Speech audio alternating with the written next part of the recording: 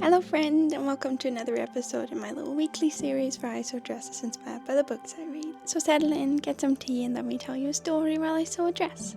This week's book is Half-Light Harbor by Samantha Young. This is the first book I've read from her. Definitely not the last. Definitely not the last. I'm already reading another one. I loved it. It's another romantic suspense, which I love.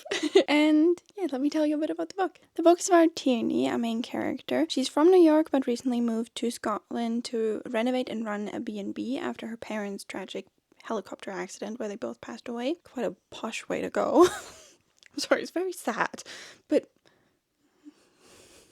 And in Scotland, she meets Ramsay, who is aggressively Scottish and very hunky and very...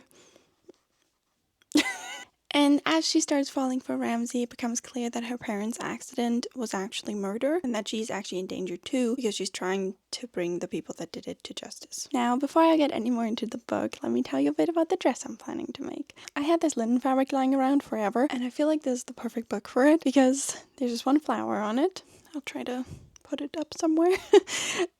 That reminds me very much of thistles. I don't know if it's actually supposed to be a thistle. I don't really know very much about flowers, but thistles are the national flower of Scotland. I also thought that the fabric with the little all the different kinds of colors sort of reminded me of the little colorful houses described on the island. I think it's a little far-fetched, but to me it seemed like it. And for the dress, I sort of tried to go for a classy looking dress because Tierney, she just seems classy to me and very capable and she owns her own B&B and stuff, and I don't know, she's a classy gal.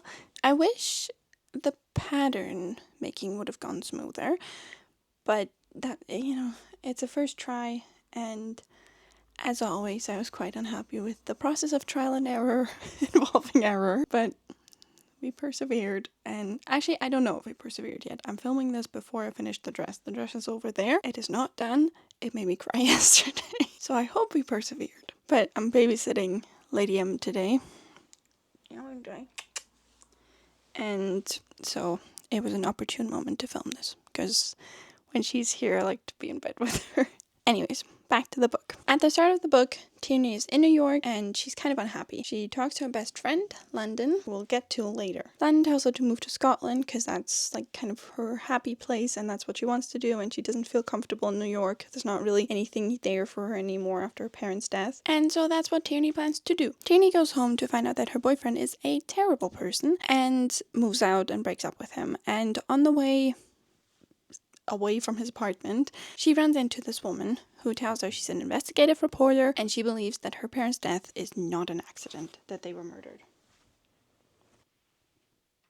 She also believes that her colleague was murdered by this person that murdered her parents too. Tierney, because she obviously wants to find out what happened to her parents, agrees to be part of the article and keeps getting updates from the reporter as she starts work on the B&B. One day, a little bit into moving to Scotland, she ventures over to this little teeny tiny island and she gets trapped there by the tide coming in, and of course there's only one very hunky, very kind Scottish man living on that island with his dog, who's adorable. I love Ramsay, that's the guy, and also I love interest, in case that wasn't abundantly clear during that first meeting. I think he's very respectful, he's very kind and concerned about making her feel comfortable with being trapped there alone with a man, but he kind of tries to keep his distance. They keep running into each other though because he is the carpenter helping with the renovation of the B&B, and then Tierney starts getting threats because she's still part of the investigation that reporter's doing. Ramsay actually at first thinks the threats are for him, which is interesting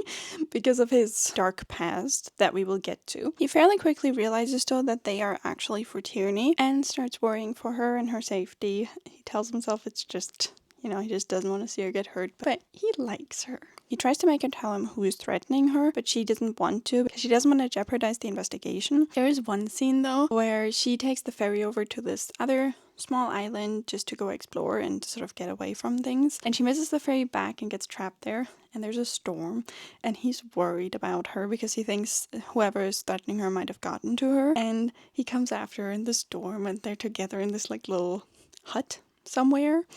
out in the wilderness in this storm, and it's very cozy and very swoon-worthy, and I like it very much. I in general really like everyone on the island. They're very cute, they really look out for each other. I like a lot of the other characters, especially the female characters. They're just very sweet, and I very much care about everyone's stories, and I can't wait for the other books. But I'm especially excited for one person's story. So let me actually tell you about that. Now, the thing I'm going to say now is slightly spoilery.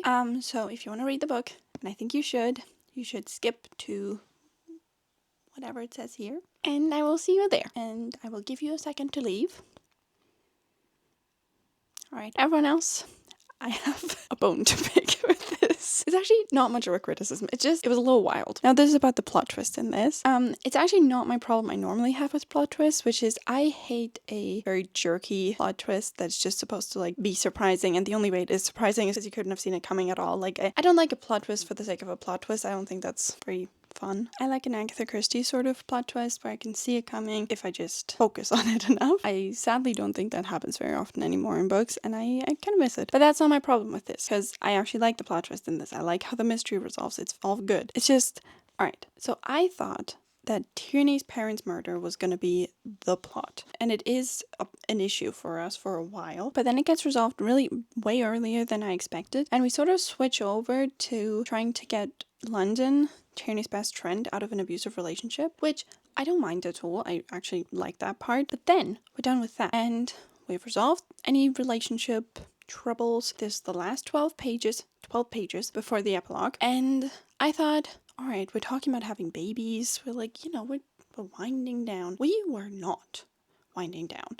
My word, were we not winding down? So, for context, Ramsay is actually secretly a retired spy. Very fun. I like it a lot. I think it's so fun. So the whole book, he's sort of worried about this person from his past coming for him. This husband of a sort of partner that died. And the partner blames Ramsay for the death, even though wasn't his fault, but But I assumed that was just like a worry he had, and it was, it just wasn't gonna come up. It came up. So we're talking about having babies, all snuggly on the island, and then suddenly there's 3 men coming to kill them. And within 12 pages, these 3 men come to the island. We track them down on the island. We have a confrontation with the husband, the guy coming to kill us. Then Ramsay shoots one guy, or shoots at one guy. I think that guy makes it. And then Tierney shoots at one other guy and kills the husband, the bad guy. And so she just, she killed a man. And then MI6 shows up on the island. Very fast, like good reaction time on those boys. And then we skip to the epilogue. But, well, she goes into shock first. And it's just like, I needed a minute after that. I could have used, 2 pages to deal with that. And I feel like Tierney could have as well before we skip to the epilogue. That was just a lot. But, oh well, I didn't really mind it. It was just very unexpected. And then I have one more thing. It's not really criticism. It's just something I noticed. So I had never heard the phrase lowered to my haunches or lowered to his haunches or whatever. I'm not a native English speaker. My husband is Canadian, and I asked him, and he hadn't really ever used it either. So I don't know if it's just really popular in Scotland, but it was used, I think, 6 or 7 times in this book. I tried to count, but I only started counting once I noticed it. But yeah, lowered to my, his, her haunches was used a revolutionary amount of times. But I loved the book. I loved the romance. I thought it was very cozy. I will 1000% read part 2. And I really like her writing. And now, let's hope I have got the dress done. So let's move on to the dress. Alright, where is the book? And if you think I have too many books on my desk, no I don't. This is not it. Oh, there it is.